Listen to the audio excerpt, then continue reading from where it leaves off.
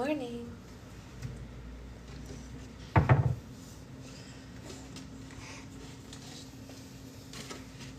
How's it going? How we all doing? How are we feeling? Anything interesting going on?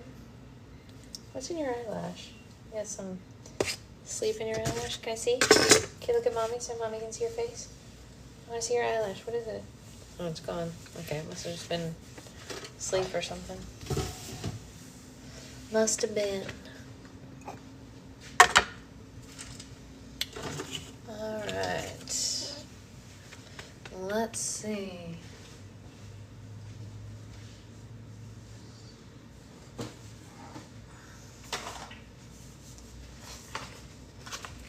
I feel like I missed your face and I'm allowed to that's funny. You have too much time with my hand. Very funny. They're already banging around upstairs. We were told that it was going to be 1 day of construction. We're going on 3 days. I don't know what they were thinking telling us 1 day. And even that, they didn't tell us until it already started.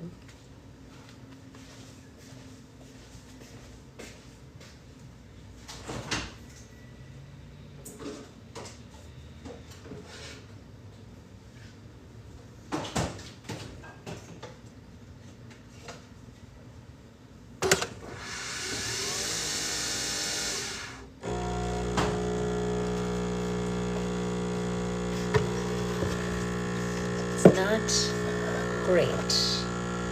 Don't love it. And I wish they would not do that.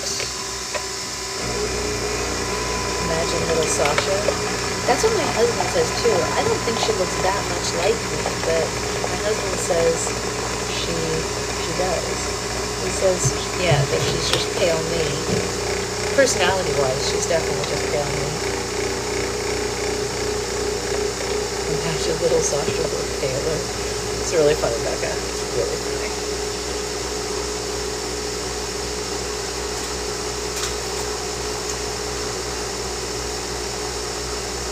I am going to put, I think so, yeah, I think she's a nice healthy mix. I'm going to put this sugar-free Nutella in my coffee, and you can't stop me. You can't stop me. So, that's where we're at. What's going on? That's true, Becca. That's a good point. Yeah. Some days you see one, some days you see the other. I miss slime yesterday, but my niece is now eating Sasha's slime, so I guess it's over. Yes, and I also owe you the birthday slime. I am so sorry. So here's the situation, Amanda. Someone won't stop screaming, like screaming, if I put her down. Yeah, it's Chalk Zero. They make like a Nutella thing or whatever. So I haven't been able to do any like customized things, but it's still on the list. I did make slime yesterday. I made all the base for Roll for Slime for Friday and the base that I will use for Amanda's daughter's birthday slime. If I ever get to sit down, or not sit down, I don't sit down to make it, but you know what I'm saying. Okay, let's use this one. No rush. She's sick, she doesn't know the difference. Yeah, no, I know, but she deserves it. I mean, it's not fair. Just because she's sick doesn't mean she should be ignored. But you can probably reason with a 6-year-old and explain that babies cry, unlike a baby who you can't reason with. A 6-year-old, you can say, like, look at Sasha's baby. She screams at her. And your 6-year-old probably say, why does she scream at her, mommy? And you can say, because she's a baby. Becca, something, your 8-year-old, well, almost, will be getting something in the mail soon. I even put his name on the package. He even put his name on the package, so it'll be special. Can you sleep? Never? You've been up since 5 a.m. 5 a.m. Hey, Naisa. Do you remember when I didn't know how to pronounce Naisa's name? That was fun, right? I explained that you're juggling a lot, and she said, it's okay, I can be patient. What a gem! And just for that, she's getting extra. Yeah, she is. She just earned herself extra slime by being a good patient girl. Yes, and you can tell her I said so. Patience pays off. Good morning, Samantha. Samantha? I don't even know a Samantha. So that's enough from you, machine. Yeah, I also hope that my tiny human turns out as sweet as Amanda's tiny humans. That is good. That is something that I strive for. I want a sweet tiny human like Amanda's. I actually think Becca's tiny humans are also sweet, but you know, everyone's entitled to their own opinion, I suppose. Becca's tiny humans have always been nice to me, but I guess that doesn't count because I'm Aunt Sasha, and so like I'm special. Sorry about it. Like, Aunt Sasha makes slime, and she finally put color back in her hair. Look at that. You're wrong, though, cruel.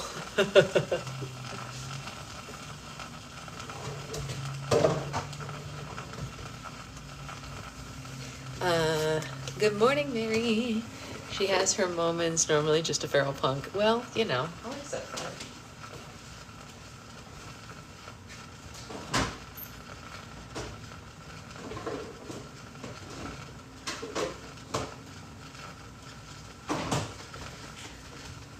So today I have to get my eyes dilated.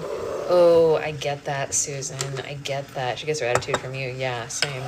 You did make it to book club, Mary. He's been having trouble sleeping the whole time, Susan. I brought them to an aquarium yesterday and spent time in the heat. However, times it's still awful. Yeah, somehow. You know who we all really need to be emulating, apparently? Catherine. Because Zoe is like the nicest kid, even to her parents. Isn't that weird? How did it happen? My sister got the one. You know?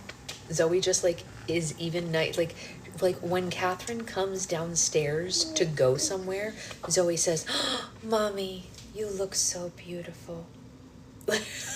Like what? How can you be so perfect and so sweet? I don't know. I don't know what she did, but you know, we're thrilled obviously with Zoe's existence. Zoe is the perfect hype woman. She's the perfect hype woman. She'll call me sometimes and she'll say, how is baby, her name, so cute? And I'm like, I don't know, honey, how is she so cute? And she's like, I don't know. And I'm like, I don't know either.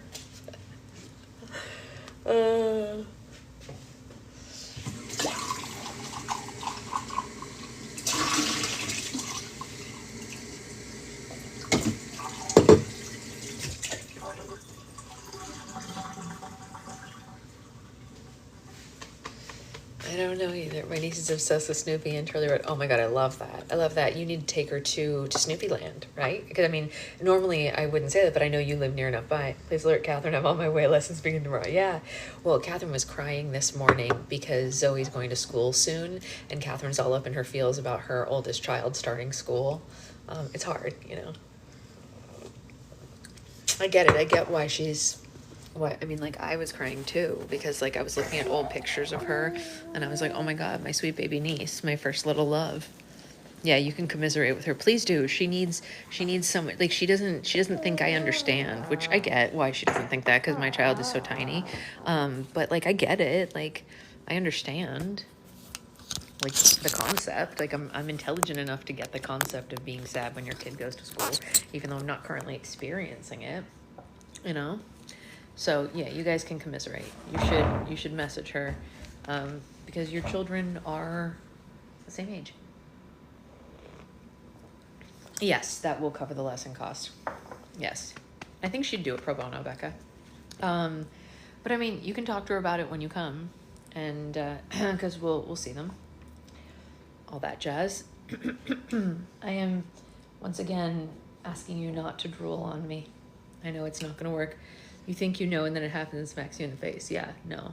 I mean, I believe that. We have to, yes, yeah, no. I mean, it's part of the plan. We already planned that, Becca. She and I have already talked about it.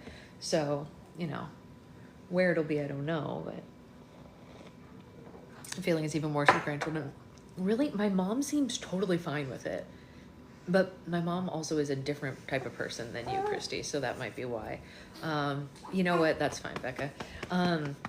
My mom, this morning, my sister was talking about it, and my mom said about Zoe, it's okay, she's ready.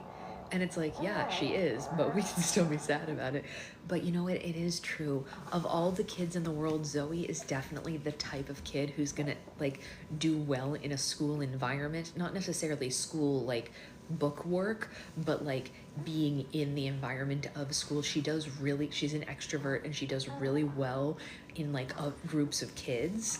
And like she does well with teachers, like when she goes to taekwondo and stuff like that. Like she's a good listener, but she's also a good leader and stuff like that. So of all the kids, school's gonna be good for Zoe. She's gonna have a good time. So my mom's not wrong that Zoe's ready, to go to school. That was you. Yeah, that's Zoe. Yeah, exactly. Ellie made friends in each place you went yesterday. That's exactly what Zoe does. Everywhere we go, she's like, she'll just walk up to kids at the park and be like, hi, I'm Zoe, want to play? I would never. I could never. I was not that kid when I was her age. I was like, hi, I'm Sasha, hiding in a hole. Don't talk to me. Like, you know what I mean? Yeah. So, hi, Ellie. I had to get glasses because I'm an old lady. Aunt Sasha got old and they gave her glasses. As an adult, did not gain that skill. Neither did I. No, I get it. I didn't gain the skill either. Where did it go? Why? I mean, truly, what happened to us? I don't know. But my niece got it. Who she got it from? Who's to say? Mine has a hard time making friends, but learning, seeking is strong. That was me, Amanda. I was that kid. I was very good at learning, but not good at the social part, per se. I have such few childhood friends because of this. Yeah. No, I get it. I've worked hard at gaining that skill. It is a skill, and it is hard. I'm with you. And then started boxing a few weeks ago, so my daughter's giving me an early heart attack. That's funny. Hey, Ray. Yeah, you needed it for work. You don't want to sleep? You don't think that that's a possibility for us today? We've been up since 5 a.m., you guys. That's not great at her age. I'm not gonna lie. It's not. You could sleep anytime, my sweet angel. You could. Why don't you just sleep now while mommy reads? What do you think about that? Yeah? You think you want to sleep while mommy reads? How do you feel about that? You want to sleep? Mommy's going to read chapter 22. What do you think of chapter 22? She seems good with it. Good morning, Ray. Okay. I know, she's so big. She just like sits and does her thing. Ray, if you didn't see my funny video about the Infantino carrier, please go and look at the comments from people like Becca and Liz saying that what was wrong with my fit was that my baby was made of yarn. Or no, it was Stephanie who said that. One of the Stephanies, there's multiple, it's not the one who comes to book club, but I got a DM from one of the Stephanies and it just said, I don't want to alarm you, but I think your baby's feet are made of yarn. I was like, thank you. I know, the poor legs, very sad. But the good news is my human baby is always positioned correctly, even if the yarn baby's not. And that's all that matters, right? I think as long as the human baby is comfortable, that's it. That's the whole thing. Jamantha can't always be comfortable. He wasn't breathing as per usual. Yeah. Okay, do the dishes first. Yes, definitely. Yes, Jamantha does have difficulty breathing. That is true. It's not his fault. He was born that way. And I will thank you to take your ableism elsewhere. He was born without lungs, okay? Okay? Be nice to my son. He's lungless. He also takes after his father in that he is collarboneless. Okay? It's hard for him.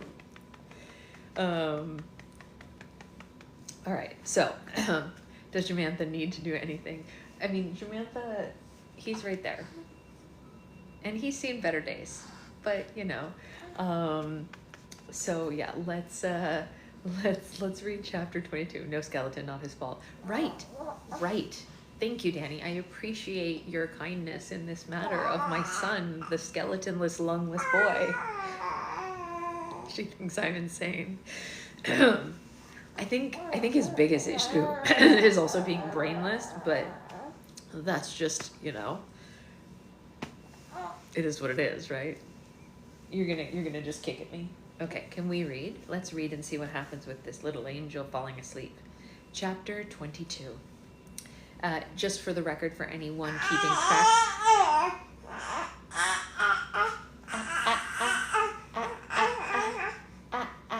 We are at page 303, 73%. Okay, let's do it. I know, but do you think that maybe you could just chill? We're gonna read, yeah. Okay.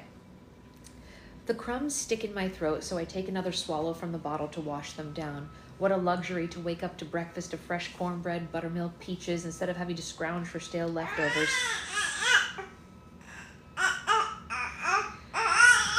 Not only is she yelling at me, she has drooled the whole length of my arm.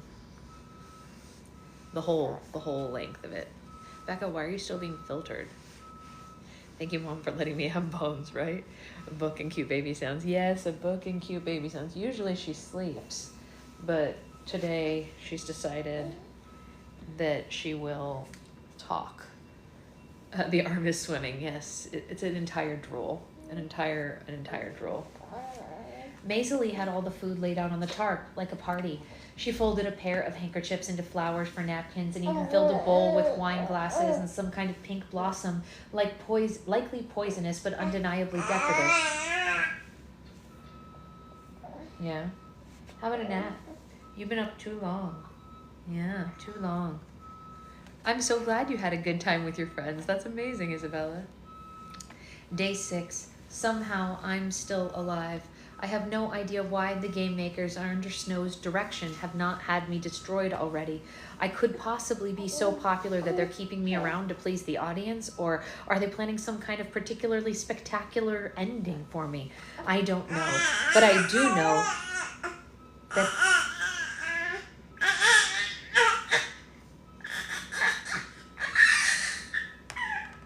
You know, here's the thing. While part of me thinks I should put you down and let you play, the other part of me knows you have been up for 17 years. 17 years. I know, but you've been up so long. So long. I know. Here's the thing. If you keep staying away, you're just going to be sadder. You're going to be sad.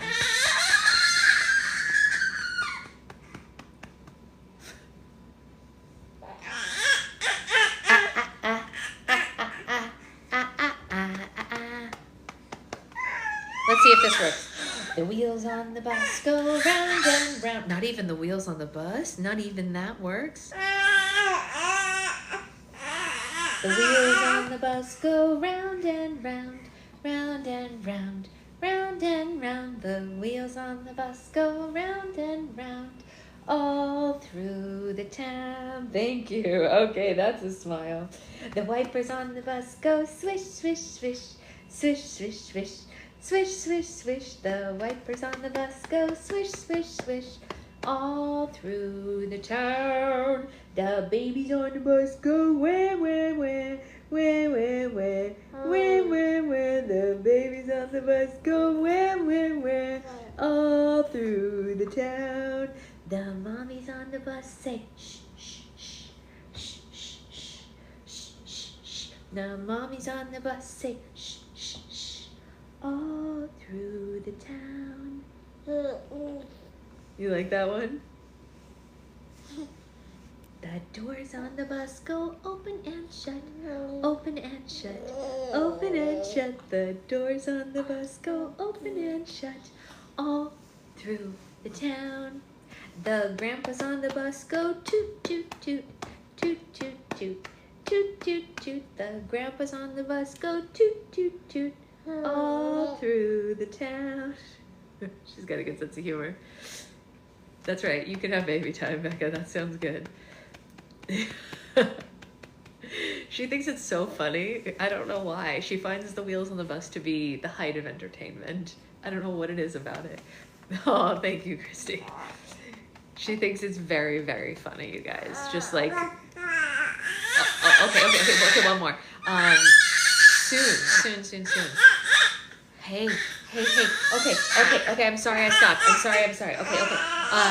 The daddies on the bus say, I love you. The daddies on the bus say, I love you. All through the town. The grandmas on the bus say, this is my stop, this is my stop, I gotta get off. The grandmas on the bus say, this is my stop, all through the town. Okay. Okay. The grandpa versus Ellie said that's crazy. Thank you, Ellie. I appreciate that you like my additions to the story. I think we just kept, what happened was we started this one time when she was in the car and she was screaming and like the original verses just weren't enough. So I just kept adding verses. Like the kids on the bus say, what about my bike? Like, I don't know where I came up with these things, but now we just do them.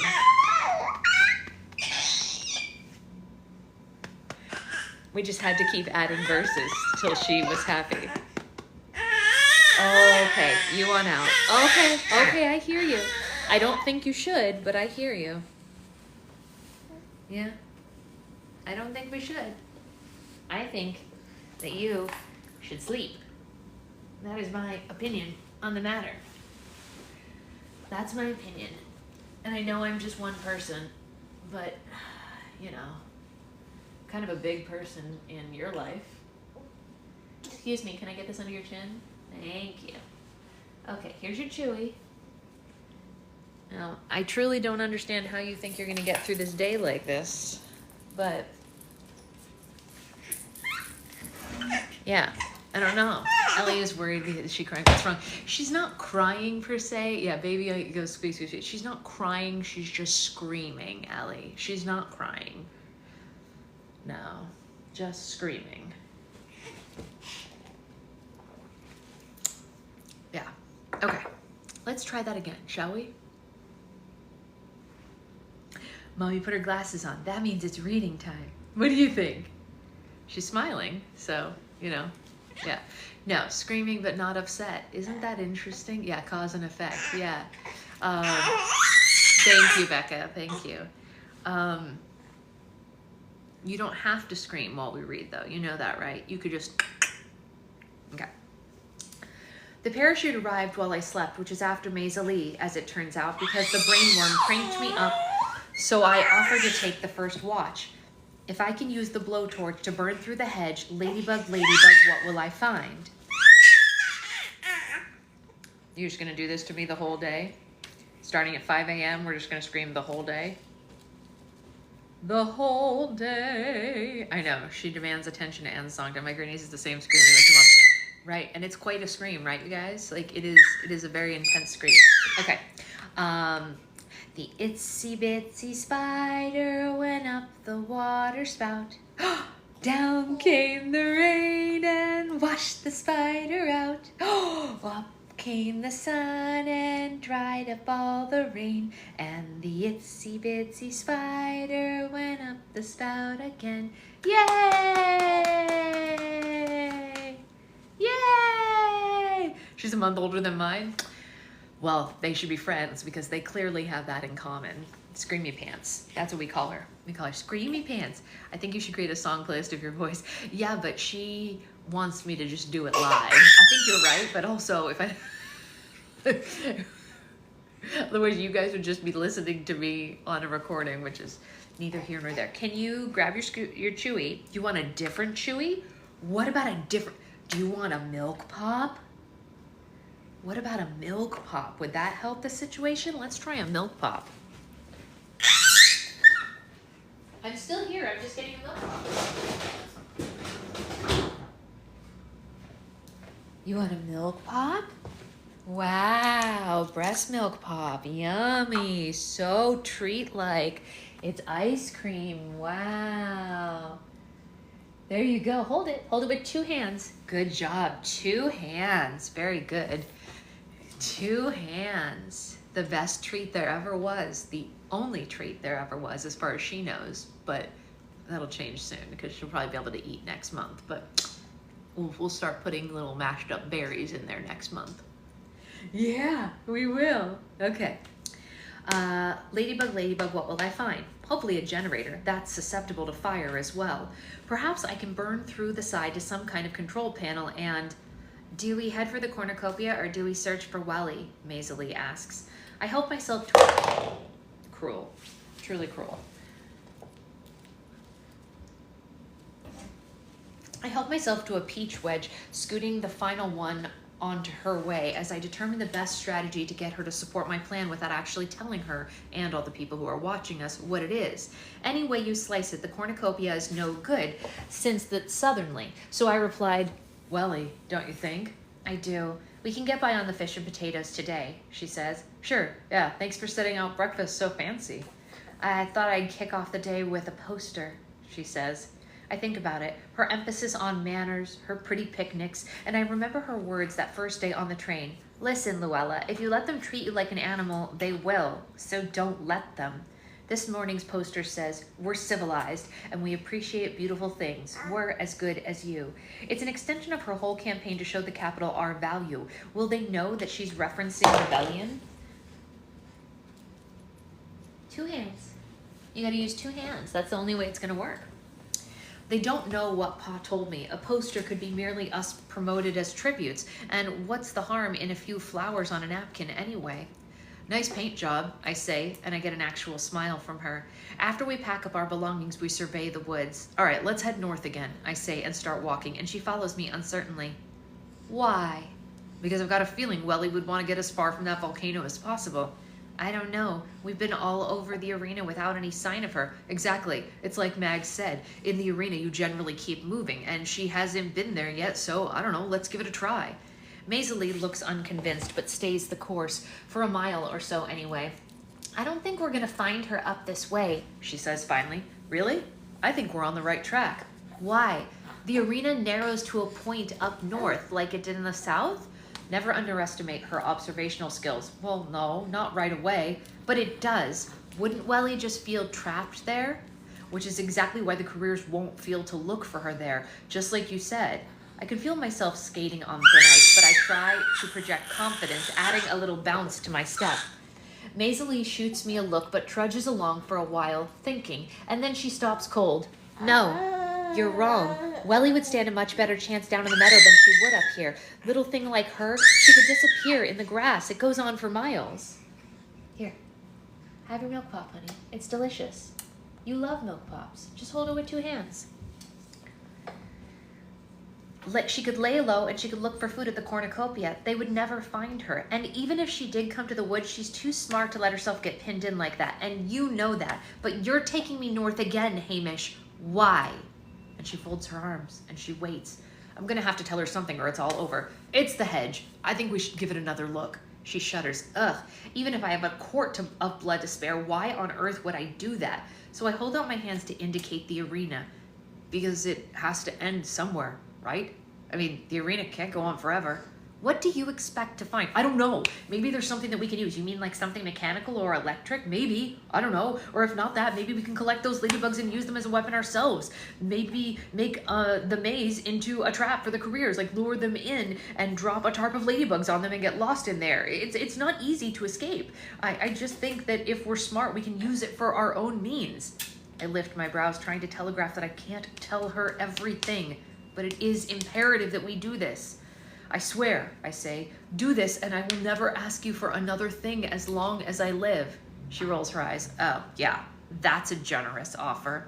"Come on, sis. I need this for my next poster." How quickly that's become our shorthand for defying the Capitol. She relents. "All right, but it better be a good one." "Oh, Ladybug, it will be. I promise you that." My ears feel better today, clearer, more dependable. As we move on, I'm the first to pick up on the high-pitched whine coming from the west in an area that I haven't explored this far north. "Hey, do you hear that?" "I do now," Maisie says. "I just thought it was part of the nature sounds here, like the birds." "Yeah, that's what worries me. I think the size of the mosquitoes that would generate. And I imagine 4-foot-long bloodsuckers that would make ladybugs seem like pranksters." "Yeah, it's a good ways off, though. Let's just keep our distance." And she takes a drink from the water jug and hands it over. There's a confusing moment when the jug bursts, splashing water all over both of us before we make sense of the knife, the fast approaching boots, and the undeniable truth that we're being ambushed. We're caught off guard, and we bolt away from the careers. Well, for sure it isn't Welly, and straight toward the giant mosquito hum. I'm hoping that we can scrape Silka and Mariette off on whatever produces it. If we could outrun, whatever it, oh no, it does say whatever produces it. I thought for sure I read that wrong. If we could outrun them, it might be worth turning to make a stand, but those girls are so close on our heels it seems pointless. They'd be upon us before we had time to defend ourselves, and at the moment only the trees we're dodging between protect us from their deadly projectiles. It's all I can do to pull my knife out and hope for an opening. Suddenly, my feet lose traction and I'm on my butt, sliding into a clearing like a patch of ice that I've hit. In that moment, my brain tries to make sense of an incomprehensible image. 2 young game makers in their signature white outfits hunched over an open berm in scarlet poppies. Sorry, a berm covered in scarlet poppies. One wears a protective mask and holds some kind of drill which emits a high-pitched whining.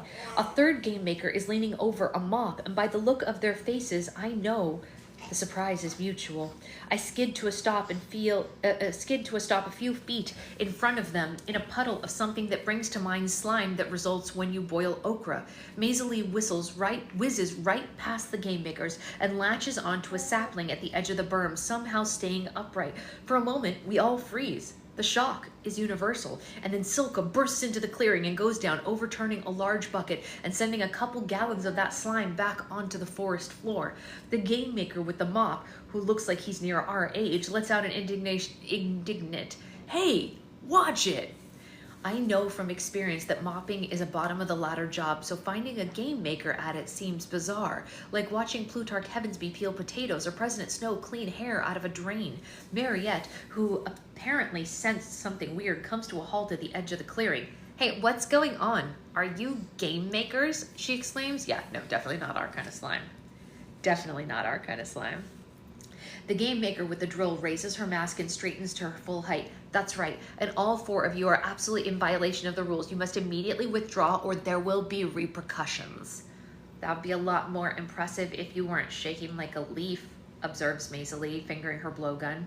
"You must be pretty expendable, you 3, getting sent out here to tidy up after us." There's a pause while everybody considers the truth of this, and then all 3 game makers make a break for the ladder that heads down to sub A. Mariette's arm snaps back, and I'm thinking that I'm a goner, but her trident whistles over my head and lodges in the mopper, sending him into a pillow of poppies. Almost simultaneously, the woman with the drill grabs at the spot beneath her ear and comes away with a dart. She collapses as the final game maker plunges head first through the opening in the berm into sub A.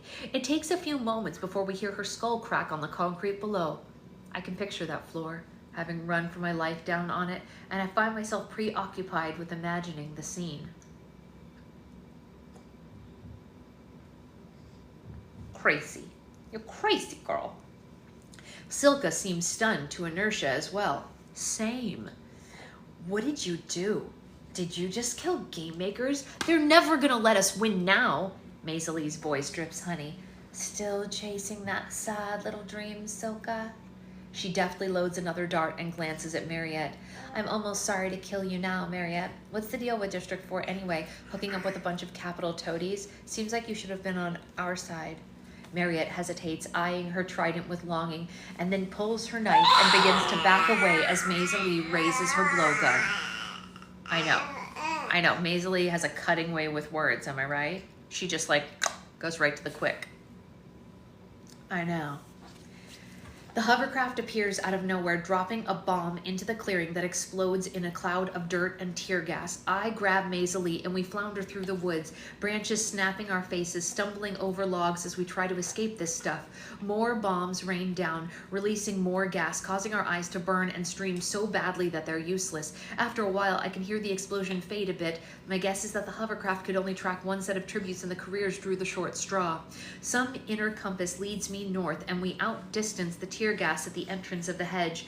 I rip open one of the packets and alternate pouring water in Maisie's eyes and mine. She's so furious with me that she's spitting. What the hell, Hamish? Where were you? Why was Mariette the only one that had my back? She's right. I froze. I was caught off guard by the unexpected encounter and intimidated by the white uniforms. Whatever. I choked. I don't know what happened, Maisie. Everything was coming at me so fast, and I'm covered in slime, and you're supposed to be my ally, not her, not that fish-eating, boot-leaking, wish she could pull off pin curls piece of trash. You are Oh, I feel terrible. And my utter lack of defense. My knife was in hand. The game maker was in easy reach. No one better positioned to kill them. But Plutarch's voice taunts me. The question is, why didn't you? I can't say I'm not a killer anymore. That leaves brainwashed, or maybe I'm cowardly. Boy, I sure hope Sid didn't see that. No, of course he didn't. That's one bit of action the audience will never view. They've been following Welly, Shirley, wherever she is. You're right, I tell Maisley. You're 100% right, and I'm sorry. Sorry? She sneers. Maybe you should be the victor, Hamish. That would give you some time to grow a backbone. Hello again, meanest girl in town. But it only hurts because it's true. You don't want this anymore? You'd rather have your Chewy? Are you sure? Do you want me to keep it here just in case? You want it? Yeah, I thought you might. I didn't think that you'd want to get rid of that in favor of a Chewy. She pulls out the can of sardines and yanks off the lid. I'm eating this whole can. They're mine. She selects a fish and slurps it down into her mouth. Boy, she really is mad to be eating with her fingers. I let her hog the sardines even though they smell delicious and my stomach is growling. I've let her down and I need her help with the hedge. Would it matter if she knew about my bombing the tank and the mission to break the arena? Or would my feckless response to having the game makers at our mercy erase all of that? I don't know. I just hope that once she has a belly full of fish, she'll give me a hand. And after a few minutes, the slurping stops. And out of the corner of my eye, I watch the can slide into view. 3 fish remain and I shake my head. She gives them a nudge in my direction. I'm hungry though, so I take them. Was it because of your poster? She asks, her voice still tight. She means, I think, was I avoiding the confrontation with the game makers because of the fabulous statement that I'm planning to make? I wish I could say it was, but no, I don't think it was that. I don't know what it was. Just, I guess I'm programmed to be walked all over. I don't know. You nailed it. No, what I said wasn't fair. You've done your part with Luella in the chariot, getting a 1 in the training, and I suspect whatever it is you've been up to that you're so cagey about. She dampens a handkerchief and cleans her hands. You know, if we started picking off the game makers before we got here, we might have stood a chance. I think of the moment with the knives in training, of the whole country, and how we just keep submitting to the Capitol's rule. Why? It's not a conversation that I can have in front of the camera, so I just concentrate on wiping the last bit of oil out of the can, and then I go about scraping the slime off my pants. At least it doesn't smell bad, or burn my skin, or harden, which makes it one of the more benign things that I've encountered in the arena. Maisley's breathing has returned to normal, and I decide to give her 5 more minutes to recover before I push for the hedge. I watch as she traces a spider web on a bush. Look at the craftsmanship. Best weavers on the planet. Surprised to see you touching that. Oh, I love anything silk. She rubs the threads between her fingers, soft as silk like my grandmother's skin. And she pops open a locket at her neck and shows me the photo inside. Here she is, just a year before she died. Isn't she beautiful? I take in the smiling eyes, full of mischief, peering down at their own spiderweb of wrinkles. Yeah, she is. She was a kind lady. She used to sneak me candies sometimes. Maisley laughs at that. You weren't the only one. She got chewed out for that. And the Maisley cups the locket in her hands and examines her. No one ever loved me more. I always hoped I'd look like her one day. Never gonna get to see myself grow old, I guess. Maybe, I say. Oh no, not after today. She bites at her lip. She used to say that if I was afraid, she would say, oh, it's okay, Maisley. Nothing can take you from whatever was worth... Sorry, let me do that again because this is important. She used to say if I was afraid, it's okay, Maisley. Nothing they can take from you was ever worth keeping. Do you guys remember that line? Nothing they can take from you was ever worth keeping. It's from a song in the previous book. Nothing you could take from me was ever worth keeping. I know that song. Really? We were fine. If you put it in your mouth, it works better. You have to put this side in your mouth. That's the side where the stuff comes out. Yeah, yummy. I know that song. Lenore Dove sings it. It's a song? Maisley smiles. Well, your gal's full of surprises. I guess you got the jump on us after all. Doing what? Doing nothing. She snapped her locket closed and stands up. Let's visit your hedge, Mr. Abernathy. Well, okay then, Miss Donner. And I break a branch that looks familiar from a nearby tree. Hold this. What do? I whip out the blowtorch and light her up and nod at the hedge. You're my wingman. Anything with wings, you burn. I know, she said we're singing. Let me get my voice ready. I know, right? Yes, that's right. She's singing her version of the song. Are you ready? As I'll ever be. And I charged through the hedge, making a beeline for the site of our previous breakout attempt. Firing up the blowtorch, I cut a straight line from my shoulder to the ground. The ladybugs begin to swarm as the greenery catches fire. Maisie steps right in, waving her torch over the infestation. The mutts ignite, they inflate, and they burst open like dried corn kernels in hot grease. I carve another line parallel to the first, a couple of feet to the right. More bugs emerge along the hedge and fly at us. Maisie circles her torch, singing as she exterminates them. Ladybug, ladybug, fly away home. Your house is on fire, your children are gone. All except one who answers to Nan, and she's hiding under the frying pan. Did you know that this is the part where the milk comes out? Yeah. That's fun, right? That's where the milk comes out. Yummy! I join in as I continue to burn a door in the bushes, sweeping the flame from side to side as the stench of fried insects, chemicals, and burnt sugar surrounds us as the crackling holly leaves and bug shells underscore our song. The hedge puts off a prohibitive amount of heat, but we keep on carving a tunnel through it. A few yards in, daylight peeks through the other side. We're almost there, I shout to Maisie. My flame has begun to sputter, and I lay on the trigger, and the last layers of prickly leaves dissolve into ash. I drop the empty blowtorch to the ground and step out onto an even stretch of parched ground that leads to a drop-off. Maisie emerges beside me, running her torch around the interior of our tunnel and tossing it in to scorch the last handful of bugs. She beats out the sparks on her shirt. So, did we reach the end? And I walk to the edge of what turns out to be a cliff. A sheer drop-off around 100 feet that meets a carpet of tiny pointy rocks. Just pointy rocks. Nestled among them sits a gigantic machine, purring like a contented cat. It's the generator. Only a stone's throw away, but it might as well be the moon. A sound leaves my body, something between a moan and a sigh. Yeah, I tell her, this is the end of the road. Well, they found the generator. I think if we play our cards right, we can read the next chapter if someone wants to hang. What are your thoughts? Chapter 23?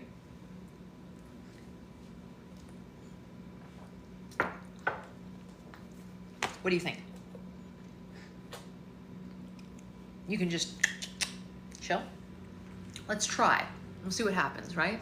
If she gets annoyed, we'll finish it tomorrow, but let's try. Because, well, she has to sleep after this because I have to go to the eye doctor appointment. She doesn't have a choice. Maisie joins me at the cliff's edge and stares down into the canyon. That's all there is to the arena, Hamish. Let's go back. My latest scheme to disable the generator has led to yet another dead end, but of course it has. The absurdity of it all, the games, 2 failed arena plots, my life in general, it overwhelms me. Is there a third way to break the arena that I'm missing? Maybe, probably, but I can't think of it at the moment. The biggest form of resistance that I can come up with now is to refuse to go back through the hedge. Maisie's wrong. This stretch of ground is not the arena. It's not pretty in the least. If the game makers want me dead, they're gonna have to follow me here into the real world, which would be a victory of sorts, and I have to outsmart them in some fashion. At least the air here is fresh and the sun is in the right spot, and at any rate, I'm not going back into their poisonous cage. Right? That's right, he's not going back, honey. I'm staying here, I tell Maisie, and there's a long pause. All right, well, there's only 5 of us left. Might as well say goodbye now anyway. I don't want it to come down to you and me. Yeah.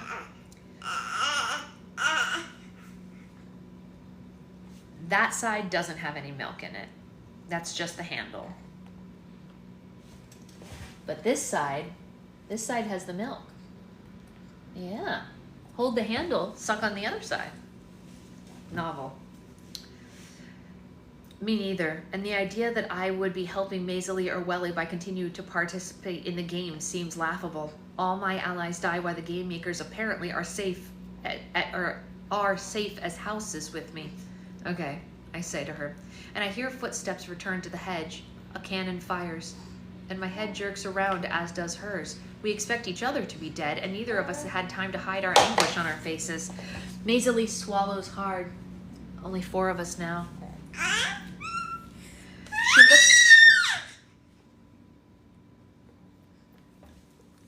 She looks so lost that it totals me. Maybe we two should stick it out together. How do I know? I mean, I feel constantly... Do you want this one? Do you want this one? It's right here if you want it. Here. Here. There you go. Yeah. You can chew on that. I wish they allowed 2 Victors because I really hate them. He's like, I know. Oh, I know. I'm sure Hamish feels the same way.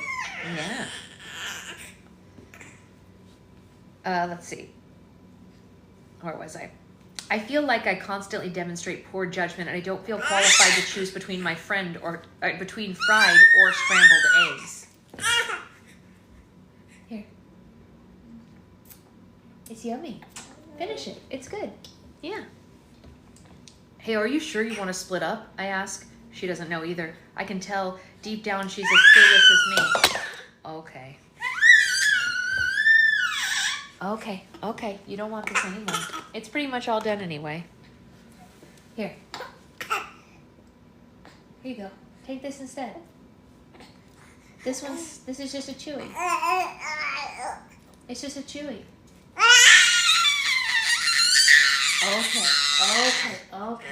Okay. All right.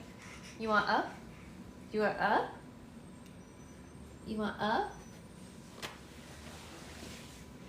Hi, beautiful angel. Okay, Mommy will hold you. We're gonna try this. Sometimes if I just hold her, she's okay. Okay. Where were we? Put her down.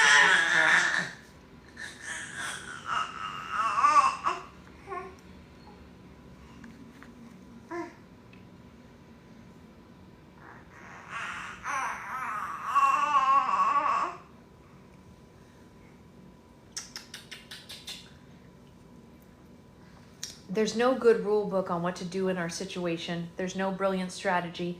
The only thing I'm sure about right now is I don't want anyone to steal our potatoes, she admits. I'll get them and we'll weigh our options, all right? I lift my... She is our very own Rory. I lift my hands in defeat. You gotta sleep, honey. You really gotta. You really gotta. Yeah. Well, if you're gonna drag the potatoes into this, how can I say no?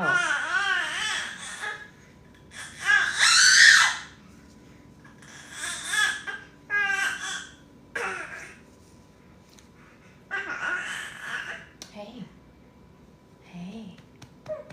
Deep breath. Yeah. Okay. Yeah. Be nice, girl. I know, I thought about that, Amanda. I wonder if she would be... We tried floor time earlier this morning. No, she's definitely not crying. Yeah, she's not crying, that's for sure. But this morning when I put her on the floor, she got real mad. Do you want to have floor time? Can you... Whoa, that's Mommy's hair. What do you think about letting go of Mommy's hair? Allie, can you let go of Mommy's hair? Can you let go of Mommy's hair? Can you let go of Mommy's hair? Can you let go of Mommy? Thank you. Okay. There you go. Let's see how you like that for 1 minute. And if you're good with it, I'll come over and we'll do it together. What do you think? She is warming up her vocal cords for Broadway. It's true. Okay. You're happy about it? The way we can actively see her resisting the sleepiness. I know. It's crazy, right? She's so tired. She's so tired, you guys. Like she's been up since 5. It's an unreasonable amount of time for an infant to be awake, or, you know. Okay, we're here together on the floor. Yeah, look, here's this. Let's see. Maisie shrugs and disappears into the hedge, and I walk along the cliff. wondering if there's any way that I might be able to climb down and reach the generator. My foot inadvertently knocks a reddish pebble over the side, and I listen for how long it takes to hit rock bottom. Too long. I'd never make it. I step away and plunk down on my butt. Another plan busted. When I suddenly feel the pebble flying back at me over the edge, and it bounces to a stop beside me. I examine it, confused by its reappearance. Could someone have thrown it back to me? Doesn't seem likely. I hop up and I collect a nearby rock and I toss it at the generator, tracking its descent. A few yards above the machine, it inexplicably bounces back to me, reversing its trajectory and landing right in my hand. A little warmer than before. It has to be, some sort of force field positioned over the generator. Easier than stretching a tarp, I guess. A way of protecting it from the elements, from wildlife, and as it turns out, from a rascal of a tribute. I suppose it's not impossible that a rebel might like to sabotage that thing, but it seems unlikely that they would make their way into the middle of nowhere. Although, here I am. Even if I dropped a boulder down here, it wouldn't touch the thing. Restless body, yeah, definitely a growth spurt. She's been eating like crazy, Amanda. Like crazy amounts. Yeah, crazy amounts. Honestly, my luck is so bad I can't help laughing.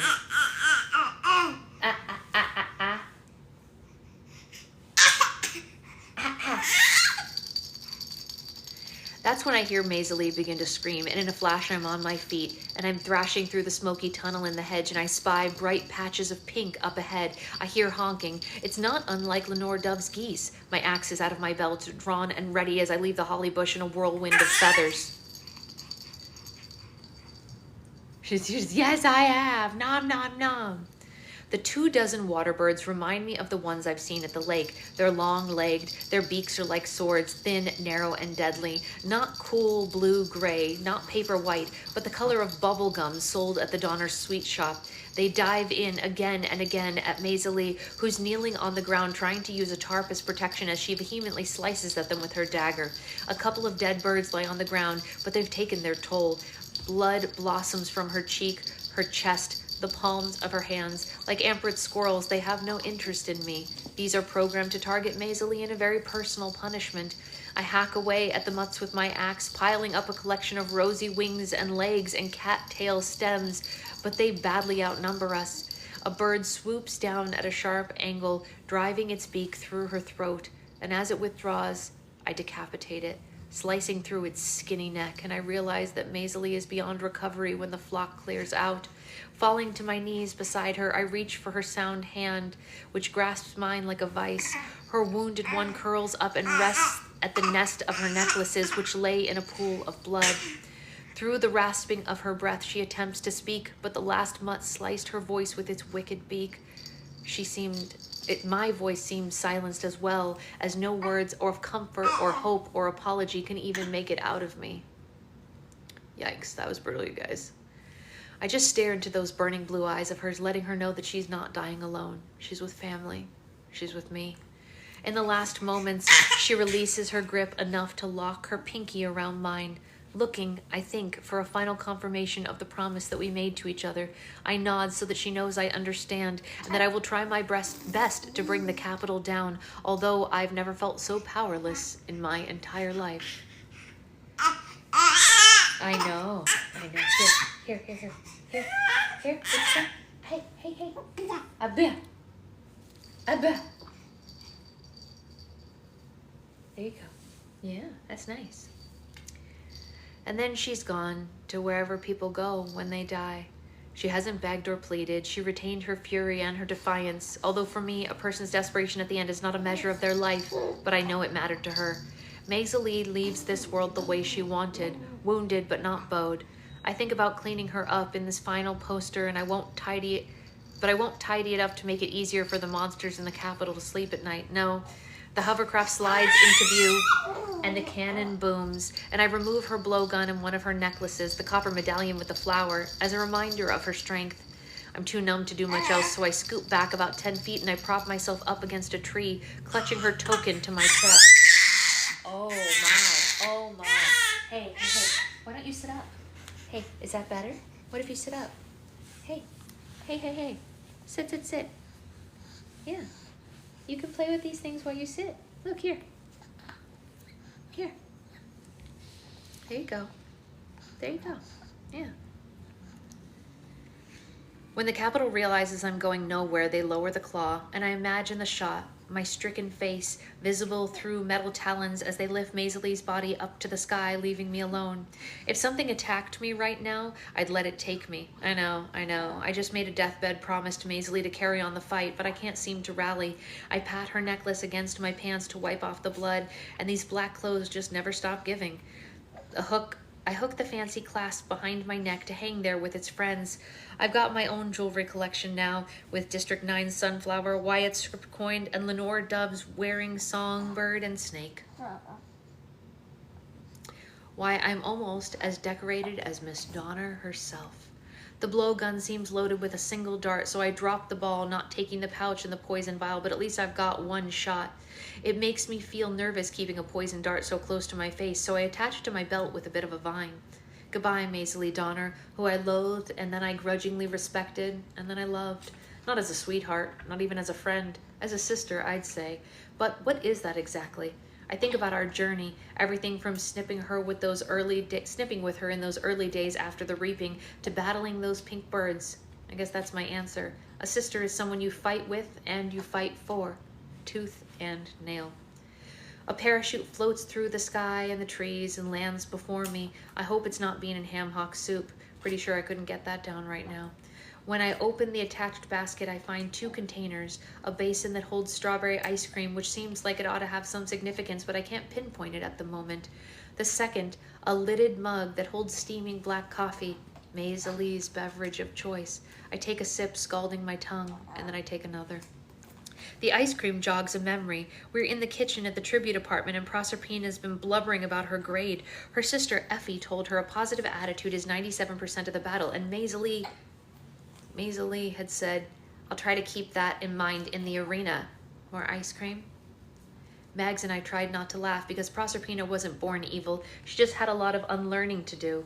I'm not sure what Mags is trying to impart now. A directive to stay positive, maybe? A reminder of Maisie's sass? Just a delicious bowl of ice cream? Maybe it's all 3. I pick up the spoon and I take a bite, and tears come and I let them fall unchecked. And when I empty the basin, it's okay to cry around Mags. The sun closes in on the horizon as I slowly sip the cooling coffee, which helps to clear my head. There's no Maisie left to protect now, so I guess I should run to the cliff for my final poster. I decide to consolidate my remaining supplies in Maisie's backpack. I add half a jug of water and store the potatoes in the basin for safekeeping. As I tuck the spare handkerchiefs, I notice a slit in the interior wall of her pack. Wiggling my fingers through the opening, I encounter a bumpy plastic pack. I'd forgotten about the potato light kit. I guess she didn't reveal it when we were inventorying our supplies since it wasn't legal. Not that it much worries me now. So much has gone down with blowing up the tank and the dead game makers that a few rogue wires and coins hardly seems worth mentioning. I start thinking about the game makers we encounter. There were none of them very old. The guy with the mop was early 20s, tops. Were their deaths painful? Did they leave people behind? Are their parents and friends and neighbors weeping for them as ours do for us when they lose us? Will their loved ones know how they really died, or will there be an accident that's fabricated to conceal the Capitol's incompetence? Body doubles probably won't be practical. As I stow my green pack in the bushes, the oppressive opening notes of the anthem drones from the sky. First there's Mariette, and then Maisie. It doesn't seem random. They've been eliminated swiftly in punishment for killing their keepers, and by abstaining, Silka and I have been rewarded with a few more hours of life. And what about Welly? I haven't had time to focus on her much, but I know she's out there too. Maisie indicated that if neither of us survived, it could work for Welly to carry on the fight. I think about how poised and articulate she was at the interview. She'd be far better, far smarter, far more convincing as a victor to represent the district rights than a cocky, selfish rascal, even if he had a chance of surviving, which he doesn't. Is that what my final hours should be devoted to? Guarding Welly from Silka and the game maker's mutts? Making sure that the crown winds up on her head and not a career's? Yes. I'm certain that's what Maisie would have wanted me to do if she'd known the whole story. If I'm going to protect Welly, I'm going to have to find her. Really, at this point, there's only one way. If I encounter Silka, then good, I'll dart her. Welly! I holler. Welly! In the fading rays of the light, I begin my search, heading south toward the meadow.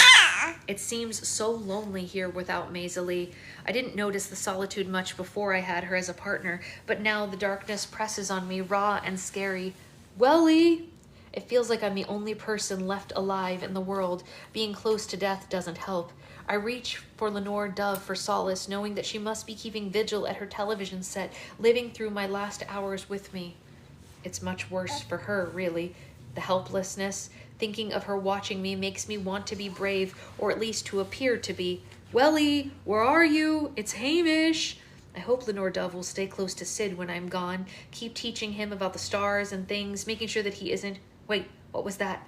My ears have picked up a strange sound behind me, out of sync with the nighttime's background noise of the woods. I stand still, listening hard. Ring, ring.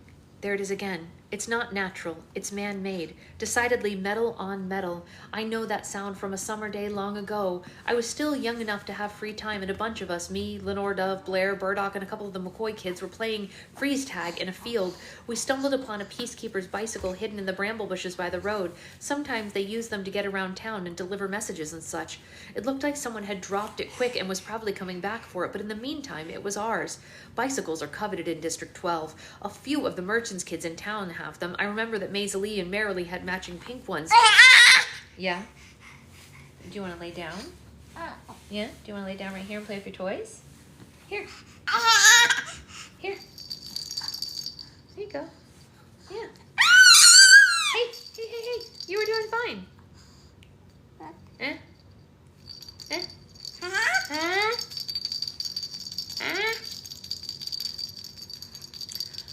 But they were a pipe dream for kids in the seam. For us to find a peacekeeper's bike so shiny and unattended was like a litter of kittens rolling smack dab into a patch of catnip.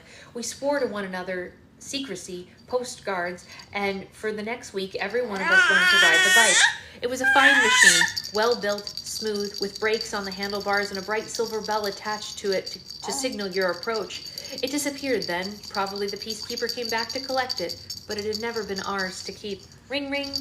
That's a bicycle bell, beyond a doubt. The one Maisie wove into Welly's token necklace back in the gym. Hey, what about this? She's heard my calls and this is her answer. I shut up and I follow the bell. It leads back to the north, like I'm retracing my steps to where Maisie died. Ring, ring. Hey, hey, hey, hey. Mommy's just finishing a chapter, okay, baby? Can Mommy finish a chapter? You want a crinkle book? Have a crinkle book. You read your book, I'll read mine. How about that? I come to a halt at the base of a large tree, and the bell gives a tiny ringing from on high. It's okay, Welly, I say. I'm here. You can come down. And I wait, but there's no response. No crackling of branches, no rustling of leaves, not a whisper from my ally. Welly, are you there? Hey, hey, such screamies. No screamies, honey. No screamies, okay? Here.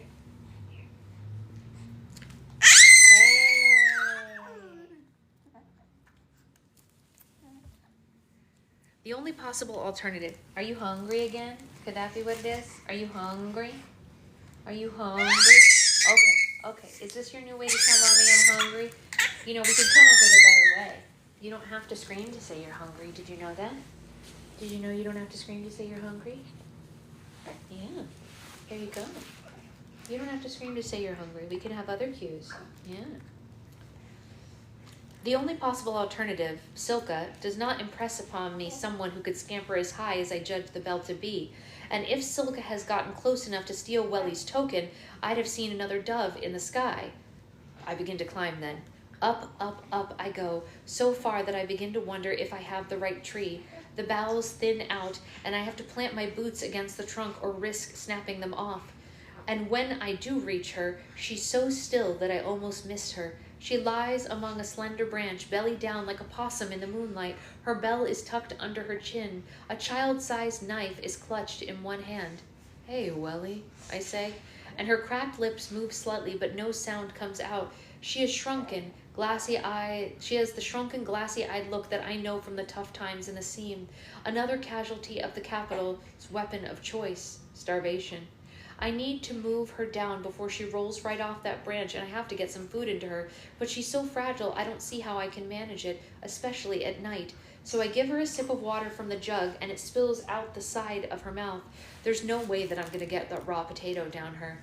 I stay with the water. Hey, try to swallow it, Welly, I plead, and she manages to get down a few mouthfuls and then drifts off. The moon slips behind a cloud, leaving us momentarily in the darkness. I hung, that's what it is. I hug the trunk for stability until the pale light returns and the air seems to be growing heavier in general. They're prepping a rainstorm, perhaps? The idea of being trapped up this high in the pitch black while the bark gets slipperier scares me, but I can't abandon Welly. I could get some sparks going with my flint striker, but how would I build a fire up here? I fumble around in Maisley's pack and I look for something to use for fuel when I come upon the potato battery kit. Hey, it's right here. Honey, what's wrong? Hey, it's right here. It's right here. You don't want it or you do? Hey. Hey. Hey. Okay. Hey, look at mommy. You're okay. You're okay. You need a burp? Do you need a burp maybe? Hey. Hey. Is that a good burp? Hey. Let's finish our burp. You are so tired. She's rubbing her eyes like crazy. Yeah. Oh, honey. Yeah. Okay. Here you go. Sit down right here. Yeah. Okay. We will finish the rest of this chapter tomorrow. She's not gonna settle, so we're gonna go and figure this out. She's not hungry. She's just overtired. I know. All right. I'll see you guys tomorrow. Bye, guys.